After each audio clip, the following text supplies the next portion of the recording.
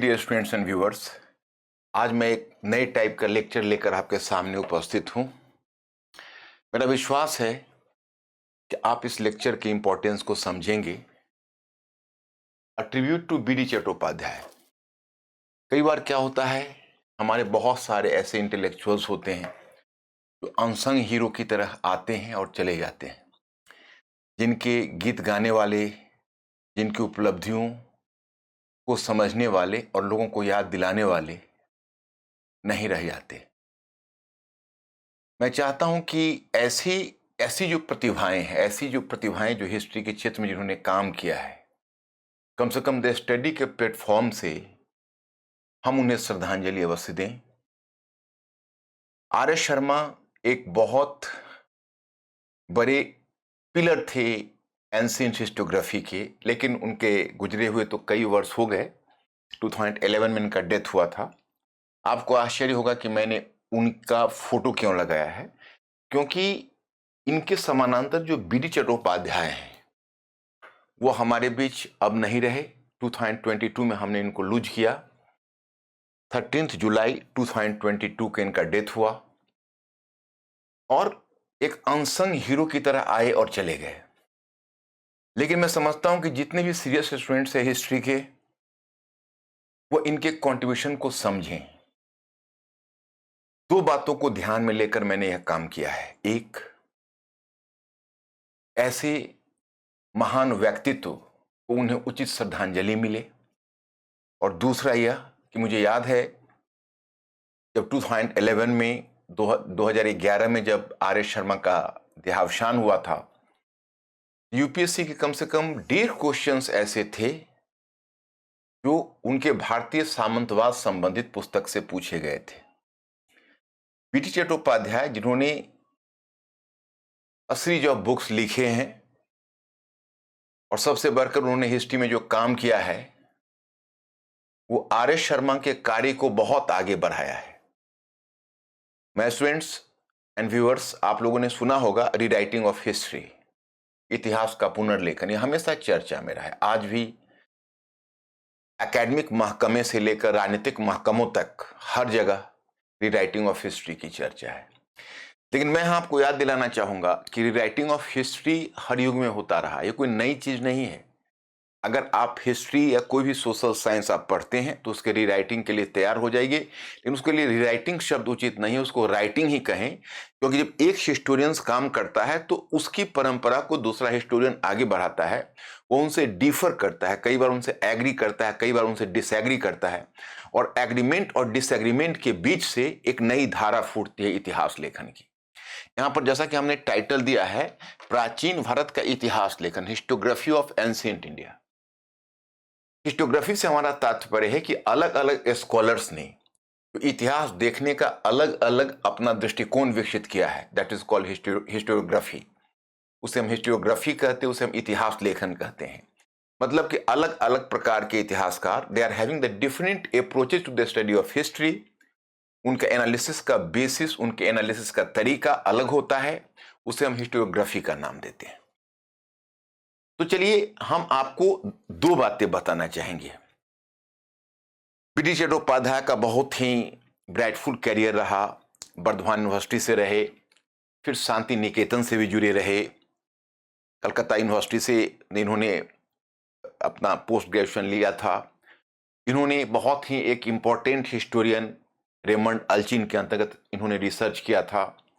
फिर बहुत सारे फॉरेन यूनिवर्सिटी में विजिटिंग प्रोफेसर्स की तरह रहे। तो काफी फ्लोरिशिंग इनका कैरियर रहा। लेकिन इनका जो सबसे बड़ा कंट्रीब्यूशन है उस पर अब हम चर्चा करना चाहेंगे।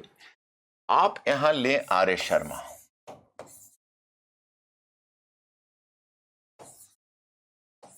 रामशरण शर्मा, यहां बी डी चट्टोपाध्याय।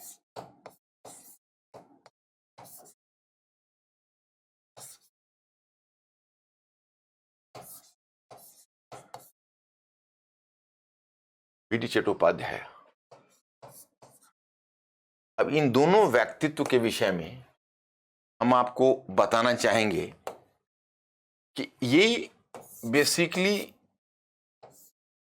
इन्होंने जो हिस्ट्री में रिसर्च किया है आर एस शर्मा ने, और रोल ऑफ आयरन के ऊपर है, जो सबसे पहले इन्होंने यह दर्शाने का प्रयत्न किया। हालांकि इससे पहले डी कोशाम्बी काम कर चुके थे और आर एस शर्मा मार्क्सवादी परंपरा से रहे, he belongs to Marxist school of historiography, और उसके पायोनियर डी कोशाम्बी रहे थे। 1956 में आर एस शर्मा ने उस परंपरा को आगे बढ़ाया था। तो रोल ऑफ आयरन को द्वितीय नगरीकरण से जोड़ा था। इतिहास में दो नगरीकरण, मतलब 3 नगरीकरण की परिकल्पना वैसे आप करें, लेकिन एंशिएंट हिस्ट्री में, लेकिन जो पहला नगरीकरण है, फर्स्ट अर्बनाइजेशन है, हड़प्पन सिविलाइजेशन, जो आप लोग जानते होंगे। द्वितीय नगरीकरण जो बुद्धा एज में, जिसको आप महाजनपद एरा कहते हो, आरंभ हुआ। और तृतीय नगरीकरण की अवधारणा स्वयं बी डी चट्टोपाध्याय ने भी दी है, जिसकी चर्चा हम आगे करेंगे। तो आर एस शर्मा का मुख्य कंट्रीब्यूशन रहा कि बीइंग अ मार्क्सिस्ट हिस्टोरियन, उन्होंने रोल ऑफ आयरन पर बहुत ज्यादा काम किया और फिर उन्होंने रोल ऑफ आयरन को सेकेंड अर्बनाइजेशन से जोड़ा था। आगे जो आर एस शर्मा का बहुत बड़ा काम है, जो मैग्नम ओपस है, उनकी पुस्तक आप लोगों ने नाम सुना होगा जो हिस्ट्री बैकग्राउंड से हो, उनकी पुस्तक का नाम था इंडियन फ्यूडलिज्म, भारतीय सामंतवाद। उन्होंने 1964 में उस पुस्तक को उन्होंने लिखी थी, लेकिन 1965 में उसका प्रकाशन हुआ था। उससे पहले उन्होंने कलकत्ता में एक सिंपोजियम का आयोजन किया था और उसी सिंपोजियम में बी डी चट्टोपाध्याय ने उनसे डिफर किया। हालांकि मैं ये अकेले हिस्टोरियन नहीं थे जो आर एस शर्मा के विचारों से जो भेद रखते थे, बल्कि उस समय भी डीसी सरकार थे, हरवंश मुखिया थे, आंद्रे विंक थे, बहुत सारे हिस्टोरियंस थे। लेकिन मैं इन दोनों को एक दूसरे से जस्टापोज इसलिए कर रहा कि जिसको आप कहते हो विशेषकर अर्ली मेडिएवल एज, पूर्व मध्यकाल, ये पूर्व मध्यकाल पर इन दोनों विद्वानों का जो दृष्टिकोण है, अर्ली मेडिएवल एज यानी पूर्व मध्यकाल, इस पर ये दोनों विद्वानों का जो दृष्टिकोण है, वह दृष्टिकोण जानना मुझे लगता है कि प्रत्येक स्टूडेंट को आवश्यक है, और यह यूनिवर्सिटी के स्टूडेंट के लिए भी आवश्यक है, और प्लस जो बच्चे कॉम्पिटिटिव एग्जामिनेशन देते हैं, जो प्रतियोगिता परीक्षा में अपेयर होते हैं, इसी वर्ष उनको अपेयर होना है। तो मुझे डाउट है कहीं ऐसा ना हो कोई question exclusive B D Chattopadhyay के पॉइंट ऑफ व्यू से क्वेश्चन को पूछा जाए। तो मेरे इस लेक्चर का एक मकसद यह भी है जो मैं आपको स्पष्ट करूं। मैंने अपने स्टूडेंट से भी कहा था, जो बच्चे अभी 2022 में अपेयर होने जा रहे हैं, उनको मैंने उन बच्चों को आश्वासन दिया था कि मैं बहुत जल्दी यूट्यूब पर इस पर एक लेक्चर लेकर आऊंगा। आप दोनों के फर्क को अच्छी तरह समझ लेना। उसे रेगुलर क्लास में जो बच्चे जिन्होंने काम किया उन्होंने इसको समझाई होगा, पहले भी मैं डिटेल्स में चर्चा करता रहा हूं। तो यहाँ पर मैं इनके फर्क को पूर्व मध्यकाल में बताना चाहता है कि पहले क्या था कि जेम्स मिल ने भारतीय इतिहास का विभाजन किया था, ट्रिपार्टाइट डिवीजन उसको बोलते हैं, उसको युग का विभाजन, त्रियुगीय विभाजन आप कह सकते हो। तो ट्रिपार्टाइट डिवीजन ट्रिपार्टाइट डिवीजन सबसे पहले जो हमारे इतिहास लिखने वाले, आपने नाम सुना होगा, जेम्स मिल ने किया था। उसने उसको हिंदू काल, मुस्लिम काल और ब्रिटिश काल का नाम दिया था। यह भी इतिहास की विडंबना थी। ये भारत का पहला इतिहास एक ब्रिटिश ने लिखा था। उसके आगे की परंपरा आपको देखने को मिलेगा जब हमारे राष्ट्रवादी विद्वान आए, जैसे आरसी मजूमदार से लेकर प्रोफेसर हेमचंद राय चौधरी तक, उन सभी ने भी इस विभाजन को बनाए रखा, लेकिन नामकरण को परिवर्तित कर दिया। मतलब उन्होंने उसका नाम प्राचीन काल, मध्यकाल और आधुनिक काल रखा। ठीक यही नाम विश्व इतिहास में यूरोपीय इतिहास का भी था, जिसको ancient, medieval and modern period कहते थे। तो ट्रिपार्टाइट डिवीजन बना हुआ था। अब आर एस शर्मा का योगदान देखिए, विशेषकर मैं रोल ऑफ आयरन नहीं, मैं पूर्व मध्यकाल में कहूंगा कि आर एस शर्मा का योगदान यह रहा कि अर्ली मिडिएवल एज का कॉन्सेप्ट, या जिसको पूर्व मध्यकाल कहते हैं, वो सबसे पहले आर एस शर्मा ने दिया है। उन्होंने कहा कि देखिए, लगभग 600 से लेकर 1300 जो ईस्वी, 600 से 1300 जो सीई है, सेंचुरी है, यह जो टाइम पीरियड है, यह जो समय है, इसको उन्होंने नाम दिया कि यह काल पूर्व मध्यकाल है। लेकिन उन्होंने क्राइटेरिया क्या दी पूर्व मध्यकाल की? क्राइटेरिया दी कि यह काल है अर्वन डी के, उसको बोलते हैं अर्वन डी के। और अर्वन डी के को हिंदी में, मैं हिंदी ऑडियंस को ध्यान में रखकर कह सकता हूं, नगरों के पतन का काल है, नगरों के पतन का काल है। और इस काल को उन्होंने एक विशेष रूप से नवाजा, एक विशेष नाम से, वह है सामंतवाद का काल, यानी द एरा ऑफ फ्यूडलिज्म। उन्हें इसे सामंतवाद का काल कहा, एरा ऑफ फ्यूडलिज्म, मतलब वो फ्यूडलिज्म, एरा ऑफ फ्यूडलिज्म, इसको ये सामंतवाद का काल कहा। अब इनका मानना है कि इस काल की विशेषता यह है कि नगरों का पतन हुआ और बहुराज्य व्यवस्था कायम हुई, multi state system. Multi state system से इनका आशय यह है, मैं एक डायग्राम बनाता हूं छोटा सा, आपको पता चल जाएगा। जैसे इनका यह मानना है कि यह अगर कोई बड़ा सा स्टेट था गुप्ता, यानी गुप्त काल में और गुप्त काल के पश्चात इनका क्या हुआ कि विघटन हुआ, और विघटन करके जब इनका टूटन हुआ, क्यों, तो सामंतवाद के उद्भव के कारण जो राजा और जनसामान्य के बीच मध्यस्थों की एक पूरी श्रृंखला कायम हो गई, that is called a series of intermediaries, मध्यस्थों की एक पूरी श्रृंखला कायम हो गई, और इसको उन्होंने नाम दिया कि ये फ्यूडलिज्म है। और फ्यूडलिज्म की विशेषता क्या है, तो उसके लिए उन्होंने एक शब्द का प्रयोग किया कि फ्यूडलिज्म की विशेषता है, उसके लिए वो टर्म का प्रयोग किया है कि दैट इज है पॉलिटिकल फ्रेगमेंटेशन, यानी राजनीतिक विघटन। पॉलिटिकल फ्रेगमेंटेशन यानी राजनीतिक विघटन का नाम उन्होंने दिया, कहा सामंतवाद की विशेषता होती है राजनीतिक विघटन और पॉलिटिकल फ्रेगमेंटेशन। और उन्होंने यह विश्वास किया कि देखिए, ये जो बहुराज्य व्यवस्था कायम हुई है, जो मल्टी स्टेट सिस्टम कायम हुआ है, वो इसलिए हुआ है कि अब एक बड़ा साम्राज्य वो टूट गया, उसके कब्र पर छोटे छोटे राज्य आ रहे हैं, और इस कारण से यहाँ पर बहुराज्य व्यवस्था कायम हो रही है। बहुराज्य का मतलब हुआ एक से अधिक राज्य, मल्टी स्टेट सिस्टम कायम है। अब देखो यहाँ पर ये दो बातें आर एस शर्मा की है, पहले गौर कर लीजिए। अर्बन डीके यानी नगरों का पतन, और सामंतवाद का काल माने एरा ऑफ फ्यूडलिज्म। ये आर एस शर्मा जब इन्होंने 1965 में लिखा था, तब से ये आइडियाज प्रिवेल करता आ रहा था। मुझे याद है कि जब मैं भी स्टूडेंट लाइफ में था, तो हमने कुल मिलाकर आर एस शर्मा के विचारों को ही तरजीह दी थी। लेकिन स्थिति बदलती चली गई, क्योंकि उसी समय बी डी चट्टोपाध्याय का, हालांकि 1965 में उन्होंने विचार को काउंटर किया, कोई नया विचार नहीं था, लेकिन एक समय आया कि आर एस शर्मा का विचार हाशिए पर जाने लगा और बी डी चट्टोपाध्याय का विचार जोर पकड़ने लगा। और ये दोनों व्यक्तित्वों ने प्राचीन, विशेषकर अर्ली मिडिवल एज, पूर्व मध्यकाल के इतिहास की अध्ययन में इन दोनों इतिहासकारों ने दिशा बदली। अर्ली मिडिवल एज का पहला विचार आर एस शर्मा ने दिया, और अर्ली मिडिवल एज के मूल्यांकन का सबसे लेटेस्ट आधार बी डी चट्टोपाध्याय ने तैयार किया। अब देखिए, बी डी चट्टोपाध्याय का इनसे अलग विचार क्या है। इन्होंने कहा अर्बन डीके, इन्होंने कहा नो, ये गलत है। उन्होंने तर्क यह दिया कि गंगा घाटी में, हालांकि थोड़ा सा निरंतरता है, बहुत कम लोग इस बात को जानते हैं कि बी डी चट्टोपाध्याय और आर एस शर्मा में थोड़ा सा विचारों में निरंतरता है। निरंतरता क्या है, कॉन्टिन्यूएशन, वो क्या है, तो बी डी चट्टोपाध्याय भी इस बात को मानते हैं कि चलिए, गंगा घाटी में जो नगरों के पतन की बात आप कहते हैं, यह सही है कि गंगा घाटी में नगरों का पतन, आर एस शर्मा कहते हैं, हम भी मान लेते हैं, चलिए गंगा घाटी में कुछ नगरों का पतन हुआ। लेकिन वह इस बात को नहीं मानते कि यह डी अर्बनाइजेशन था। डी अर्बनाइजेशन से उनका आशय यह है कि देखिए, आप डी अर्बनाइजेशन का मतलब हुआ कि नगर लुप्त हो गए। उनका कहना है कि नहीं, नगर लुप्त नहीं हुए, डी अर्बनाइजेशन नहीं हुआ, पुराने नगर लुप्त हो गए तो नए नगर स्थापित हुए। और इतना ही नहीं, बी डी चट्टोपाध्याय का यहां तक कहना है कि यह काल ऐसा था कि पहले जो नगर थे वो किसी खास फोसी में थे, एक खास नोडल एरियाज में थे, नगर एक लिमिटेड रीजन में थे।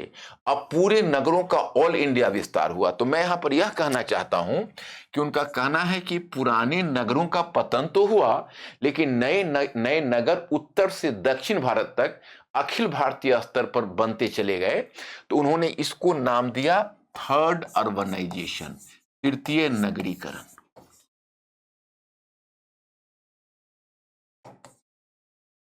थर्ड अर्बनाइजेशन, तृतीय नगरीकरण।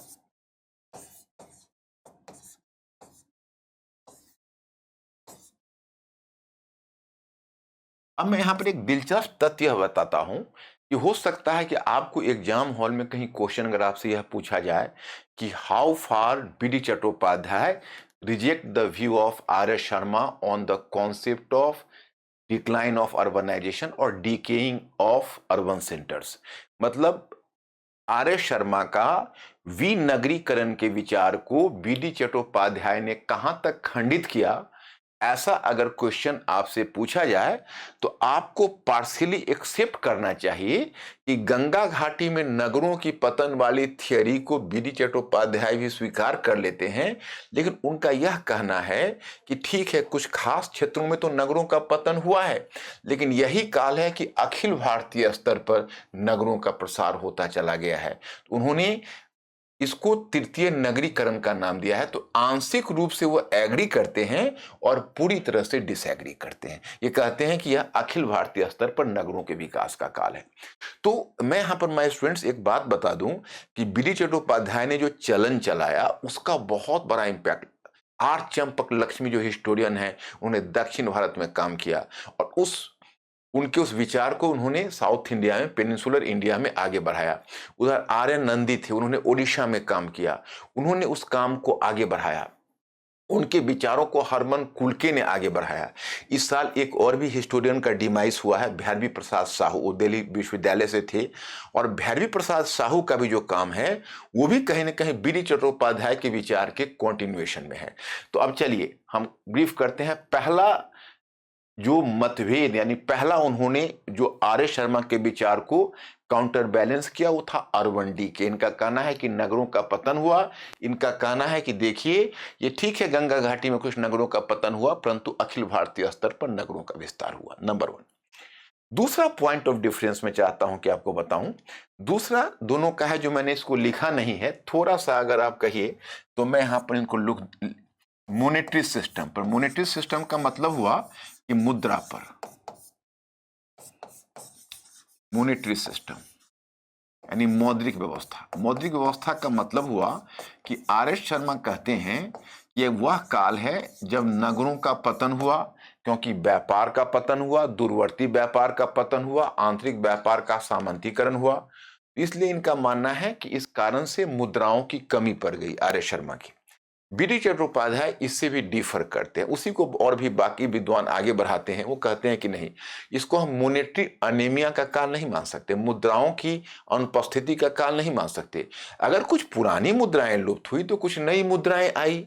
और वो बताते हैं कि आर.एस. शर्मा ने जो आर्कियोलॉजिकल एविडेंस के आधार पर यह सिद्ध करने का प्रयास किया है, उन्होंने कहा कि पुरातात्विक साक्ष्य के आधार पर जो आर.एस. शर्मा इसको सिद्ध करने का प्रयत्न करते हैं, यह उचित नहीं है, क्योंकि हमारे पास साहित्यिक साक्ष्य बड़ी संख्या में है जो बहुत सारे मुद्राओं का जिक्र करते हैं। इसमें गधिया मुद्रा भी है और भी बहुत तरह की मुद्राएं हैं। एक जगह पर उन्होंने इतना तक कहा कि देखिए, ऐसा है कि हम कंप्लीटली केवल आर्कियोलॉजिकल एविडेंस को importance they and literary evidence को कंप्लीटली डिनाई कर जाएं, तो यह भी एक तरह का तो पुरातात्विक अतिवाद है, आर्कियोलॉजिकल एक्सेसेस है। इसमें भी तो हम ऐसा नहीं कर सकते कि जो सिर्फ आर्कियोलॉजिकल ही बेसिस है, लिटरेचर का भी अपना एक वैल्यू है। तो मुद्राओं का टाइप जरूर बदल गया, लेकिन ऐसा नहीं कि स्कार्सिटी ऑफ मुद्रा हो गया, मुद्राओं का प्रचलन कम हो गया। तो यहां पर भी आर.एस. शर्मा से बी.डी. चट्टोपाध्याय अलग होते हैं, और यहां से फिर रणवीर चक्रवर्ती, बाकी जो विद्वान है, डेल महोदय हैं, ये सब महोदय इसको शोध को आगे बढ़ाते हुए चले गए। तो आर.एस. शर्मा की पूरी परंपरा को एक टर्निंग पॉइंट पर लाया बी.डी. चट्टोपाध्याय ने। और इसके बाद दूसरा जो मैंने आपको फ्यूडलिज्म पर बताया है, इस पर अब इनका विचार बता दूं बी.डी. चट्टोपाध्याय का, तो आप क्लियर हो जाएंगे। इनका जैसे आर.एस. शर्मा का कहना है कि भाई देखिए, ये मल्टी स्टेट सिस्टम वो कहते हैं, बहुराज्य व्यवस्था जो कायम हुई गुप्ता पीरियड में, और गुप्ता पीरियड के बाद यानी गुप्त काल में और गुप्तोत्तर काल में मल्टी स्टेट सिस्टम यानी बहुराज्य व्यवस्था। तो इस बात से बी.डी. चट्टोपाध्याय भी सहमत हैं। केवल मतभेद इस बात पर है कि आर.एस. शर्मा कहते हैं कि यह जो बहुराज्य व्यवस्था है, वो बहुराज्य व्यवस्था कायम हुई है किस कारण से? तो जो पुराने साम्राज्य हैं, जो बड़े राज्य हैं, वो विघटित होकर छोटे छोटे होते चले गए। और उसका कारण क्या है? तो सामंतवाद का उद्भव। सामंतवाद क्या है? तो जो मध्यस्थ और बिचौलिए हैं, तो अब तक जो राजा और प्रजा के बीच एक मध्यस्थ और बिचौलियों का समूह कायम हो गया है, जिसने अपने किले भी बनवा लिए, अपनी सेना भी रख ली, और वो सामंत के रूप में डेवलप करते चले गए। तो इनका कारण है। अब अगर आर्य शर्मा से आप पूछें कि अच्छा ये बताइए कि आपके विचार में ये सामंतवाद के उद्भव का क्या कारण है, क्योंकि सामंतवाद की जो हिस्टोग्राफी है, उसका इतिहास लेखन है, यह तो यूरोप से लिया गया है और विशेषकर इसका अध्ययन यूरोप में ही हुआ था। इस पर बहुत सारे हिस्टोरियंस ने काम किया, जैसे वहां पर एक मतलब हेनरी पिरेन नामक स्कॉलर हैं यूरोप में, उन्होंने ही यह थियरी दी थी जिसमें उन्होंने व्यापार के पतन और मुद्राओं के पतन को, नगरों के पतन को उन्होंने यूरोप में सामंतवाद के उद्भव से जोड़ा था। और आर्य शर्मा का विचार भी उनसे मिलता हुआ है, इसीलिए आंद्रे विंक नामक एक इंडियन स्कॉलर हैं, उन्होंने व्यंग से उन्हें इंडियन पीरेन का भी नाम दिया था। तो यह जो बात आर्य शर्मा कहते हैं, इसका बीडी चट्टोपाध्याय खंडन करेंगे, जिस पर हम बीडी चट्टोपाध्याय पर आते हैं। कुल मिलाकर आर्य शर्मा कहते हैं सामंतवाद था और मध्यस्थ और बिचौलिए कायम हुए, जिस कारण से बहुराज्य व्यवस्था कायम हुई। ठीक इसके विपरीत यह एक थियरी देते हैं अर्ली मिडिवल एज का। इनकी जो थियरी है, इसका नाम है integrative state system. Integrative state system.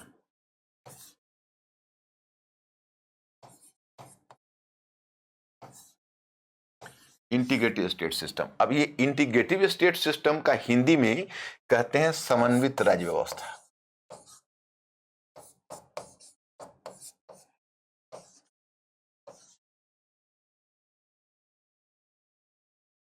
अब देखिए, ये ठीक इसके विपरीत जाते हैं। जो आर्य शर्मा का विचार है फ्यूडलिज्म का, समन्वित राज्य व्यवस्था, ठीक आर्य शर्मा के विचार से अलग जाता है। आप याद करिए, इन्होंने, आर्य शर्मा ने क्या कहा है, राजनीतिक विघटन। राजनीतिक विघटन का मतलब हुआ पॉलिटिकल फ्रेगमेंटेशन, अंग्रेजी में बोलते हैं। ये विघटन नहीं बोलते हैं, एक नया नाम देते हैं, संगठन। राजनीतिक संगठन, संगठन को ही आप अंग्रेजी में कहते हो इंटीग्रेशन। ये कहते हैं विघटन, फ्रेगमेंटेशन, ये कहते हैं संगठन। मैं फिर एक बार रिपीट करूं, आर्य शर्मा कहते हैं कि गुप्त काल और गुप्तोत्तर काल में बहुराज्य व्यवस्था कायम हुई, मल्टी स्टेट सिस्टम कायम हुआ। बीडी चट्टोपाध्याय भी कहते हैं कि यह सही है कि जो मध्यकाल में, मेडिएवल एज में, सॉरी अर्ली मेडिएवल एज में, अर्ली मेडिएवल एज ये मानते हैं, यह भी स्वीकार करते हैं। और पूर्व मध्यकाल में, जिसको गुप्त काल, गुप्तोत्तर काल आप कहते हो या पूर्व मध्यकाल कहते हो, इसमें मल्टी स्टेट सिस्टम या बहुराज्य व्यवस्था कायम हुई। ये दोनों स्वीकार करते हैं। फर्क क्या है इनके विचार में कि जो मल्टी स्टेट सिस्टम हुआ वो राजनीतिक विघटन का परिणाम था। That is the result of political fragmentation. Political fragmentation के कारण मल्टी स्टेट सिस्टम कायम हुआ। इनका कहना है कि नहीं, जो मल्टी स्टेट सिस्टम कायम हुआ है वो संगठन के कारण हुआ है, इंटीग्रेशन के कारण। वो क्या है मैं बताता हूं। इनका कहना है कि जो पुराने राज्य थे वो तो कायम ही रहे, वो टूटे नहीं, बल्कि वो नए नए राज्य बने और नए नए राज्य बनकर इसके साथ जुड़ते चले गए। तो ये जो बहुराज्य व्यवस्था है वह इन राज्यों के जुड़ने का परिणाम है, नए राज्यों को जुड़ने का परिणाम है। अब आपके मन में जिज्ञासा होगी, भाई ये नए राज्य बने कैसे? तो इसका भी उत्तर मैं दे रहा हूं बहुत जल्दी, बस 1 मिनट आप पेशेंस रखें, मैं आपको बताता हूं कि नए राज्य जुड़ने की बात कैसे करते हैं। तो चलिए पहले हम इन दोनों का फर्क बताते हैं। इनके लिए राजनीतिक विघटन था, इनके लिए राजनीतिक संगठन था। नए राज्यों का निर्माण हुआ, इसलिए राज्यों में इजाफा हुआ और मल्टी स्टेट सिस्टम कायम हुआ। अब दूसरा प्रश्न आपके मन में है, जो मैंने अभी आपको कहा है कि नए राज्य बने कैसे, इसका भी मैं तर्क देता हूं।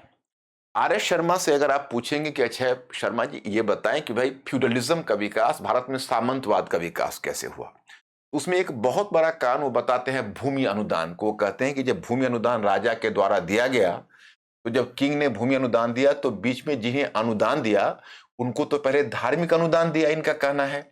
और जो दान प्राप्त करता थे वो और कोई नहीं, ब्राह्मण थे, बौद्ध भिक्षु थे, और उनको जो अनुदान मिलता था वो धार्मिक प्रकार का अनुदान था। तो आरंभ में तो सब कुछ ठीक जा रहा था, लेकिन आगे चलकर क्या हुआ कि धीरे धीरे जो दान ग्रहिता है, सॉरी जो दान करता है, जो ग्रांटी है, जिसने भूमि अनुदान दिया है, वो ग्रांटी ने जिसको भी दिया था, वो दान ग्रहिता को, जो दान ग्रहण कर रहे थे ब्राह्मण और बौद्ध भिक्षु, उनको धीरे धीरे वो प्रशासनिक अधिकार भी सुपुर्द करने लगे। कब से? तो कहते हैं लगभग 5वीं सदी से। फिर वो कहते हैं कि इतना ही नहीं बल्कि अब आगे चलकर जो भूमि अनुदान उन्होंने देना शुरू किया वह मतलब गुप्तोत्तर काल से, मतलब हर्षवर्धन के काल से वह भूमि अनुदान उन्होंने देना शुरू कर दिया। सरकारी अधिकारियों को भी, राजकीय अधिकारियों को भी, उनका पद ऑलरेडी वंशानुगत हो चुका था और ऊपर से उन्हें भूमि अनुदान मिला। फिर वो कहते हैं कि 7वीं सदी से 13वीं सदी तक मंदिरों और मठों को दिया जाने लगा और 10वीं सदी से बड़ी संख्या में सैनिक अनुदान दिए जाने लगे। और फिर वो अनुदान जो दान प्राप्त करता थे इतने मजबूत हो गए कि उन्होंने अपने अंदर के लोगों को भी अनुदान देना शुरू कर दिया, उसी दान का एक भाग दूसरे को भी देना शुरू कर दिया। तो ऊपर से नीचे तक एक हायरार्की बन गई और यही मध्यस्थ और बिचौलिए कायम हुए, जो फ्यूडलिज्म हुआ। तो आप आर्य शर्मा से पूछेंगे कि फ्यूडलिज्म का इंपैक्ट स्टेट पर क्या हुआ, तो वो कहेंगे इसका इंपैक्ट हुआ कि विघटन की स्थिति आई, राजा की स्थिति कमजोर ही, मध्यस्थ और बिचौलिए मजबूत हुए और विकेंद्रीकरण की प्रवृत्ति, जिसको विघटन की प्रवृत्ति कह सकते हो, क्या हुआ कि इसके कारण से सेंट्रीफ्यूगल फोर्स, जो विकेंद्रीकरण वाली शक्तियां हैं, वो सक्रिय हो गई। ठीक इसके विपरीत बीडी चट्टोपाध्याय कहते हैं नहीं, ये जो भूमि अनुदान है वो भूमि अनुदान के कारण, जैसे उन्होंने कहा कि भूमि अनुदान जो दिया गया दूरवर्ती क्षेत्रों में, तो जो लैंड ग्रांट्स किंग ने दिए, उसने किंग की स्थिति को कमजोर नहीं किया बल्कि मजबूत बनाया, उसने राज्य की स्थिति को मजबूत बनाया। और जो भूमि अनुदान दिया गया और जिनको दिया गया उन्होंने कृषि का विकास, नए ट्राइबल क्षेत्र में, जनजातीय क्षेत्र में कृषि का विकास किया। दे डेवलप्ड एग्रीकल्चर, उन्होंने एग्रीकल्चर को डेवलप किया। और जब एग्रीकल्चर का विकास हुआ तो जो जनजातीय लोग थे उन्होंने कृषि सीखी। उसके लिए एक टर्म देते हैं, पीजेंटाइजेशन ऑफ ट्राइब्स। नए नए क्षेत्रों में कृषि का प्रसार हुआ and there was the peasantization of tribes. Tribes का पीजेंटाइजेशन हुआ, बड़ी संख्या में जनजातीय लोग कृषि को अपनाते चले गए। और जिस समय उन्होंने कृषि को अपनाया तो उत्पादन अधिशेष आया, प्रोडक्शन सरप्लस आया। और प्रोडक्शन सरप्लस यानी उत्पादन अधिशेष के कारण जो पहले जनजातीय मुखिया था वो धीरे धीरे राजा की स्थिति में आ गया और वह उसको राजा का दर्जा मिलने लगा। सरप्लस उसके पास आ गया, उसने अपनी सेना खड़ी कर ली, अपनी नौकरशाही खड़ी कर ली, मतलब कि अपनी आर्मी को इस्टेब्लिश किया, अपनी ब्यूरोक्रेसी को इस्टेब्लिश किया और धीरे धीरे पावरफुल एंटिटी के रूप में बन गया। अब उसको जरूरत पड़ी वैधता लेने की, और वैधता दिला सकते थे जो पृष्ठ क्लास थे उसको वैधता दिला सकते थे। अब उसको जरूरत पड़ी वैधता को, तो उसने ब्राह्मणों और बौद्ध भिक्षुओं को अनुदान दिए और ब्राह्मणों और बौद्ध भिक्षुओं को अनुदान देकर उसने वैधता ग्रहण की, मतलब दे गॉट लेटिमेसी और उससे उसको वैधता मिली। और फिर ब्राह्मणों ने उसे कोई नई वंशावली के साथ जोड़कर और उस जनजातीय मुखिया को किसी राजपूत वंश के साथ जोड़कर और धीरे से उसको ऊपर उठा दिया उसके दर्जे को। तो उनका कहना है कि राजपूत, इससे इस कारण से जब राजपूत स्टेटस उनको मिल गया, क्षत्रिय का स्टेटस मिल गया, तो वो धीरे धीरे राजकुल में शामिल होते चले गए। तो उनका मतलब यह कहना है कि नए राज्यों का इजाफा हुआ है। जैसा कि आर्य शर्मा कहते हैं, ये टूटकर, यह साम्राज्य को टूटकर नहीं बने हैं बल्कि नए नए राज्य आकर, अब मान लीजिए यहां पर उनका कहना है कि किसी प्रतिष्ठित राजवंश का शासन है, तो ये जो नए नए राज्य जो अस्तित्व में आए, उन्होंने प्रतिष्ठा प्राप्त करने के लिए अपना राजवंश कोई न कोई रूप में ब्राह्मणों के समर्थन से इस मुख्य राजवंश के साथ जोड़ लिया। तो ऐसा नहीं है कि ये राज्य टूटकर वो राज्य बना, बल्कि वो राज्य नए बनकर इससे जुटा। इससे इसकी स्थिति कमजोर नहीं हो रही है बल्कि मजबूत हो रही है, क्योंकि वो भाई बिरादर के रूप में या सहयोगी के रूप में इसके साथ वक्त पड़ने पर खड़े हो सकते हैं। तो ठीक इससे उल्टी बात हो गई। तो इनका कहना है इससे कृषि का विस्तार हो रहा है। इसलिए तुम देखोगे कि राजपूतों के उद्भव में भी जो बीडी चट्टोपाध्याय का विचार है बिल्कुल अलग है। वो कहते हैं कि एक संपूर्ण प्रक्रिया का परिणाम है, यह एक राजनीतिक, आर्थिक और सामाजिक प्रक्रिया का परिणाम है राजपूतों के उद्भव में। कि जैसे ये जो नए नए राज्य आए उनको क्षत्रिय का दर्जा लिया और उनमें से कुछ ने पहले क्षत्रिय से पहले ब्राह्मणों का दर्जा लिया, गुर्जर प्रतिहार के विषय में भी वो बताते हैं। तो कुल मिलाकर यह तय हो गया, इन्होंने कहा कि भाई इस तरह से नए नए राजवंश आए और वो राजवंशों को ब्राह्मणों ने उनको हायरार्की में स्तर ऊंचा उठा दिया। तो इस तरह से आर्य शर्मा जिसको पतन मानते हैं उसको वो नए तरह का उत्थान मानते हैं। आर्य शर्मा अर्बन डीके मानते हैं और मानते हैं कि देखिए थर्ड अर्बनाइजेशन का जो विस्तार हुआ है वो अब तक केवल अर्बन सेंटर्स कुछ ही फोसी में था, कुछ ही क्षेत्रों में था, और ये संपूर्ण भारतवर्ष में फैलता चला गया। एक समय ऐसा आया, मैंने अपनी आंखों के सामने देखा कि आर एस शर्मा की हिस्टोग्राफी पीछे रह गई और बी डी चट्टोपाध्याय का इंपॉर्टेंस बढ़ता चला गया। अर्ली मिडिवल हिस्ट्री के अध्ययन में बी डी चट्टोपाध्याय हावी हो गए। अभी भी मेरा मानना है, यूनिवर्सिटी में जो बच्चे पढ़ते होंगे या जो भी बच्चे हिस्ट्री का प्रिपरेशन करते होंगे, तो अर्ली मिडिवल एज में वो 3 पैराडाइम पढ़ते हैं। एक पैराडाइम पढ़ते हैं फ्यूडलिज्म का पैराडाइम, दूसरा पढ़ते हैं इंटीग्रेटिव स्टेट सिस्टम का पैराडाइम मतलब सामंतवाद का दृष्टिकोण, दूसरा पढ़ते हैं समन्वित राज्य की अवधारणा, और तीसरा खंडित राज्य की अवधारणा जो बर्टन स्टीन ने दी है। ये खंडित राज्य की अवधारणा सेगमेंटी स्टेट सिस्टम जो उसने चोला के अध्ययन में बर्टन स्टीन ने प्रयोग किया, आगे विजयनगर के अध्ययन में भी उसका प्रयोग किया था।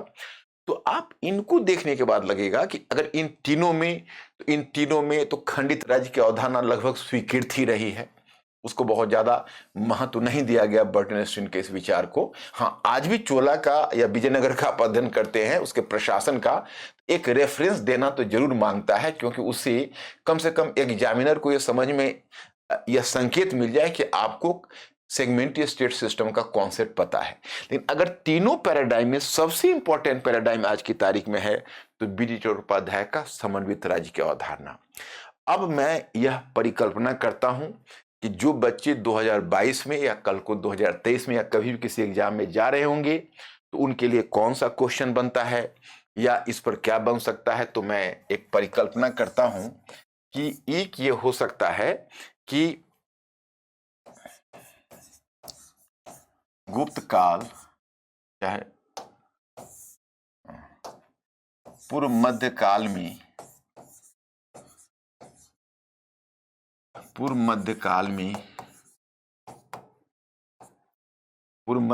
में बहुराज्य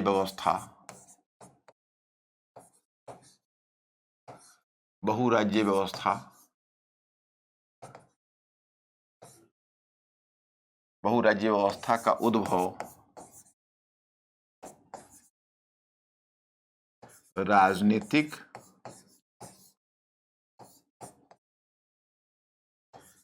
विघटन का परिणाम था।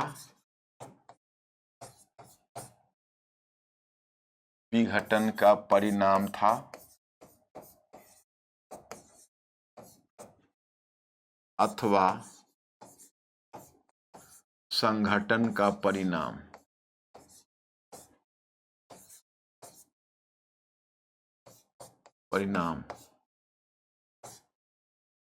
समालोचनात्मक टिप्पणी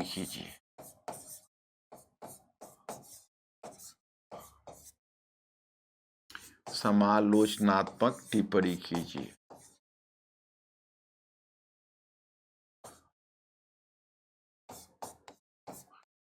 मतलब the rise of multi state system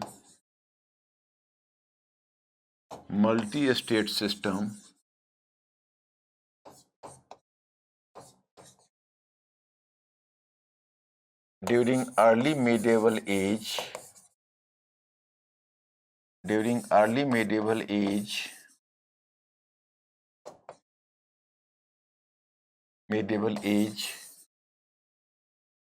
was either the product of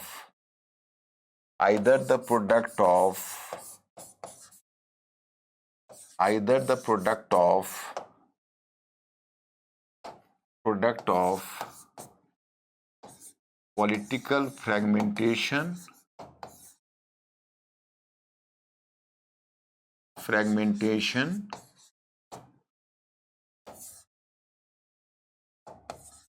or of integration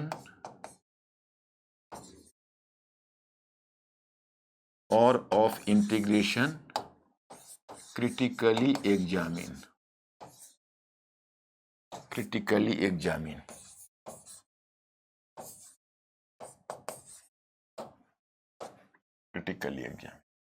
अब यही आपका क्वेश्चन है। अगर आप कहते हो राजनीतिक विघटन का परिणाम था तो आर एस शर्मा के साथ हो, अगर राजनीतिक संगठन का परिणाम कहते हो तो बी डी चट्टोपाध्याय के साथ हो। यहाँ मेरा सजेशन ये होगा कि आप एक मिडल पाथ ले लीजिए। आप कहिए कि इतने भारतीय उपमहाद्वीप के बड़े क्षेत्र में फैला हुआ था और इसमें जो बहुराज्य व्यवस्था का विकास है उसमें वो राजनीतिक संगठन का परिणाम है, लेकिन कुछ क्षेत्रों में विघटन की संभावना से भी हम अस्वीकार नहीं कर सकते। You can not completely deny the any phenomena, क्योंकि फ्यूडलिज्म की जो हिस्टोग्राफी है उसको भी हम डस्टबिन में नहीं फेंक सकते, लेकिन हाँ इतना मान सकते हैं कि बी डी चट्टोपाध्याय का विचार आज ज्यादा प्रभावी हो गया है। इसी को बदल के दे सकते हैं कि एक बार क्वेश्चन पूछा था कि भारतीय सामंतवाद पर जो प्रचलित दृष्टिकोण है वो कहां तक बदला है। तो इसमें इस क्वेश्चन में केवल बी डी चट्टोपाध्याय से काम नहीं चलेगा, उसमें थोड़ा आपको हरवंश मुखिया का विचार भी, थोड़ा सा डीसी सरकार का विचार भी, इन विचारों को भी हल्का फुल्का जानना आवश्यक होगा।